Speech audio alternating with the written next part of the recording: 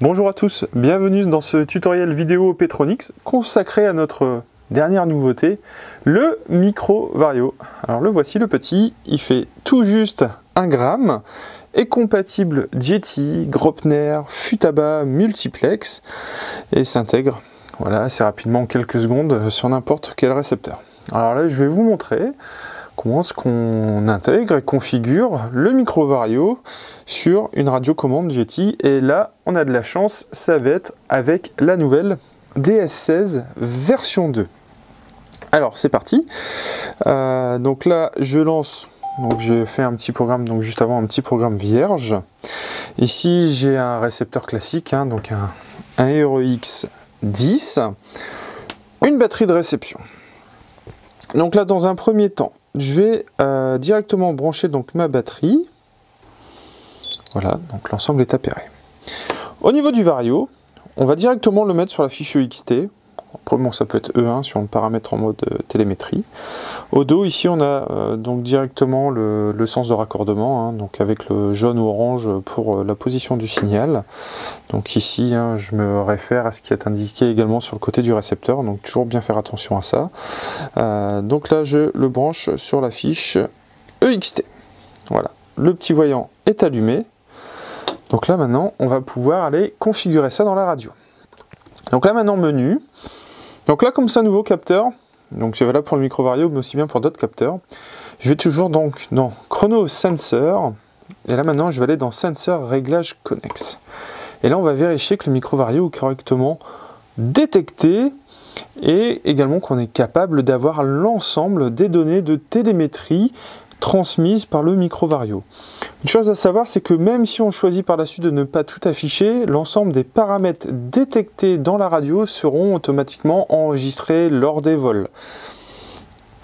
Donc voilà ce qu'on est capable de l'avoir. Donc là, on a donc la valeur donc, du Vario donc, qui est le taux de chute ou le taux de montée donc sur l'axe vertical, donc en mètres par seconde. Hein, on est capable voilà, d'y mettre d'autres unités de mesure, donc à voir après en fonction de vos préférences. Donc on a après alors l'altitude absolue, l'altitude relative, la pression de l'air, la température donc mesurée au niveau du Vario. Ensuite on a le Vario moyen. Voilà, donc on a ces 7 valeurs-là. Ensuite, on va aller dans le menu Vario. Donc le menu Vario, donc là c'est assez facile. On va mettre le Vario en mode EX valeur. Ensuite, on peut y régler un switch pour activer ou désactiver le bip du Vario pendant le vol. Donc là, moi je laisse tout le temps actif, hein, sinon c'est assez simple. Hein. Voilà, je clique. Voilà, là j'ai activé directement le son du Vario. Voilà, donc là Vario activé, Vario désactivé. Donc là, donc c'est assez simple à faire. Ensuite, le paramètre EX. Donc là, en fait, ce qu'on va décider d'utiliser comme variable pour le son du Vario, c'est bien le taux de montée ou le taux de descente, hein, donc l'axe vertical en mètres par seconde, celui-ci. Ensuite, la zone morte. Ça, c'est comme pour le Vario Yeti. En fait, on va régler la bande où le Vario va être, entre guillemets, va n'émettre aucune fréquence. Donc là, par exemple, de moins 0,06 mètres par seconde à 0,1 mètre par seconde, en fait, on n'aura pas de son. Après, il suffit de revenir dessus, hein, de modifier. Donc là, voilà, là, je me rapproche de la zone du Vario. Si on va avoir le bip en permanence, on met tout à 0, donc pas de zone morte. Voilà, et là, du coup, le Vario va fonctionner. Donc là, en fonction de vos préférences, donc là, par exemple, voilà, moins 0,05 ou 0,5 de l'autre côté, le Vario ne va pas fonctionner. Ou soit, voilà, un dixième de mètre par seconde. Ensuite, la portée. Alors, la portée, en fait, ça va être la plage de vitesse où on va décider d'avoir, entre guillemets, une fréquence proportionnelle à la valeur mesurée. C'est-à-dire que si on sait que sur voilà, tel modèle de planeur ou de parapente, on on veut avoir un bip variable par exemple sur la descente de 0 à moins 1 mètre par seconde, et bien on va le laisser sur ce paramètre là. Si on veut qu'à la descente que le bip soit variable, parce qu'on sait que le modèle est capable de descendre, on va dire d'aller jusqu'à moins 5 mètres par seconde, et bien à ce moment là en fait on peut décider de rendre le signal variable sur cette plage là. Alors voilà. Là, je vais moins 5 mètres par seconde. Et c'est pareil, par exemple, pour la montée.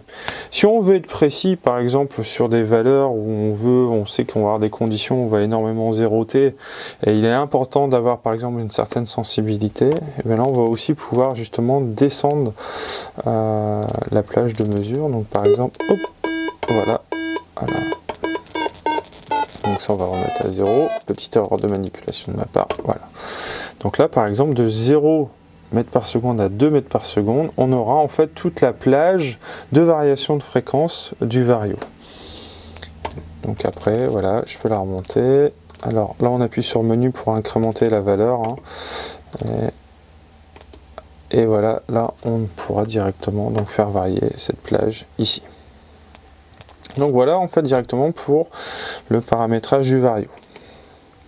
Et ensuite, on va décider d'y afficher donc les valeurs que l'on souhaite sur l'écran. Donc là après on va voilà, micro vario, donc je veux y afficher le taux de montée ou le taux de descente. Alors utiliser la taille double, ça va être simplement pour pouvoir garder en mémoire sur l'affichage en dessous de la valeur instantanée les mini et les maxi qui ont été rencontrés pendant le vol. Donc par exemple sur le vario c'est bien de le faire. Après, par exemple, l'altitude relative, donc ça en fait c'est parce qu'au moment où vous allez mettre sous tension votre modèle, l'altitude relative va être de 0, donc ce qui vous permet d'avoir un point de référence, et l'altitude absolue va être par rapport à la pression au niveau de la mer. Donc le standard c'est le 1013 hectopascal, après vous pouvez le réajuster justement dans l'émulateur Jettybox. Donc par exemple on va mettre l'altitude relative. On peut aussi mettre une taille double, comme ça on est capable de savoir si on franchit les fameux 150 mètres d'altitude depuis le point de décollage. Voilà, température, donc ça c'est pas nécessaire. On peut mettre, hop, le vario moyen également, ou la pression de l'air. Donc ça, pas nécessaire de mettre en taille double. Et là, je reviens en arrière, et voilà, l'ensemble de mes données sont affichées ici. Donc comme je disais tout à l'heure, ces données sont affichées, mais l'ensemble des 7 paramètres de télémétrie seront enregistrés sur votre fichier log. Maintenant, si je veux directement accéder, on va dire, au réglage profond du vario, ben là, on va aller sur application Jettybox. Alors pour ceux qui ne sont pas sur Jetty, ces paramètres sont également accessibles, mais via l'utilisation d'une Jettybox. Donc il faudra à ce moment-là vous fournir séparément la Jettybox pour pouvoir accéder à ces réglages. Donc là, depuis la radio, je fais défiler et je vais dans le menu MX. Donc MX en fait pour tout ce qui est capteur. Là je descends, voilà, donc là on a les premiers paramètres de la Jettybox connectés directement au micro vario. Donc là après, donc on descend. Donc là on a visualisé les valeurs actuelles, je vais à droite, là maintenant je vais dans les réglages. Donc la langue, on le règle en français, après on peut mettre l'allemand ou soit après d'autres langues si vous avez d'autres sensibilités. Et bien justement, en parlant de sensibilité, là on va pouvoir entre guillemets définir la réactivité du vario. Est-ce qu'on veut quelque chose de hautement sensible ou à ce moment-là un petit peu moins ou voire même faiblement sensible. Donc là on va pouvoir justement ajuster ce paramètre. Hop, alors ensuite on a le débit, justement la vitesse de descente, on peut régler le niveau de pression au niveau de la mer et on peut également choisir d'arrondir l'altitude. Après on peut y paramétrer une alarme d'altitude. Donc là, ce qui va, entre guillemets, vous éviter de régler manuellement une alarme qu'on peut effectuer dans le menu alarme. Là en fait on va directement avoir une alarme qui va être affichée en haut de l'écran, par exemple comme vous avez lorsque vous avez une déconnexion de récepteur, un signal faible, etc. Donc ça en fait on va pouvoir justement l'afficher avec ce menu là, et également aussi les alarmes au niveau du vario. Ça va être entièrement paramétrable, et ça justement le temps de fonctionnement de l'alarme. Et ensuite, donc le menu service, là ça va être pour tout ce qui est remise à zéro paramètre usine. Là on maintient ces deux touches là enfoncées comme indiqué ici, et là on va remettre le vario directement dans son réglage d'origine. Donc voilà pour la partie réglage, on va dire, profond du micro Vario via l'émulateur JTBox ou la JTBox. Pour refaire un rapide parallèle, par exemple par rapport aux alarmes que je viens d'évoquer, si vous souhaitez en régler une directement via la radio, donc vous appuyez sur menu, on va aller sur chrono sensor alarme. Donc là on a par défaut l'alarme sur la tension d'alimentation du récepteur. Je vais en ajouter une, donc capteur, je vais aller sélectionner par exemple mon altitude relative, hein, qui est donc depuis le point de décollage. Je valide. Là j'active la valeur. Et là par exemple je vais dire, on va revenir par exemple au cas concret des 150 mètres sol. Donc quand X est supérieur, donc là à la valeur, donc, allez, on va incrémenter, voilà, 150 mètres sol. Et bien là, du coup, je vais jouer un fichier son. Bon là, on va mettre, qu'est-ce qu'on... Ah bah voilà, altitude. Alarme, altitude. Voilà, celui-ci est parfait et s'y prête sans problème. Donc l'inter d'activation, c'est-à-dire, c'est l'interrupteur qui va être utilisé pour activer cette alarme en vol. Pas pour faire retentir le son, mais pour autoriser la radio à utiliser cette alarme dans le cas où celle-ci, donc dans notre cas par exemple, dans le cas où on franchit les 150 mètres. Donc nous on ne va pas s'en servir vu que l'alarme est en permanence activée dès qu'on utilise le modèle. Et ensuite répéter, c'est-à-dire que à partir du moment où la condition ici est validée, on va répéter en boucle le signal, enfin l'alerte sonore, donc alerte altitude.